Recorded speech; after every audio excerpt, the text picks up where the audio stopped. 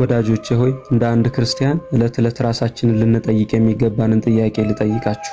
ዛሬ አሁን በዚህ ሰዓት የህይወታችን ስንተኛው ሰዓት ላይ እንዳለን እናውቅ ይሆን? ምናልባትም አሁን ይህችን አጭር ቪዲዮ አይተን ሳንጨርስ እግዚአብሔር የሰጠን የተጋድሎ ዘመን ቢፈጸምስ? ለመሆኑ ስንት ዓመት እንደቀረን ማወቅ የቻለን እንኖር ይሆን?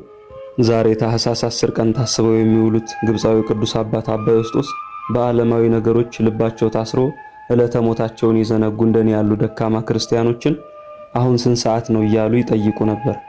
ለመሆኑ አሁን ስንት ሰዓት ነው?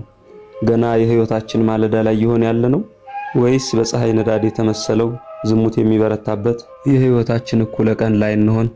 ስንቶቻችን ይሆን የህይወታችን ፀሐይ ልትጠልቅ ከጫፍ የደረሰችው? የአርምሞና የትዕግስት አባት አባ ዮስጦስ ዝምታቸውን እየሰበሩ ለክርስቲያኖች ይናገሩ የነበሩት ይህንኑ ነበር። እኒህ ቅዱስ አባት እግዚአብሔር የተሰወረውን የማወቅ ጸጋን ሰጥቷቸው ለብዙዎች በንስሐ ወደ እግዚአብሔር መመለስ ምክንያት ሆነውና መልካሙን ገድል ተጋድለው በዛሬዋ በታኅሳስ 10 ቀን በክብር አርፈዋል። የኒህን ቅዱስ አባት ሙሉ ተጋድሎ ማወቅ የምትፈልጉ ዩቲዩብ ላይ ዝምተኛው መነኩሴ አባ ዮስጦስ ብላችሁ ሰርች ብታረጉ ታገኙታላችሁ።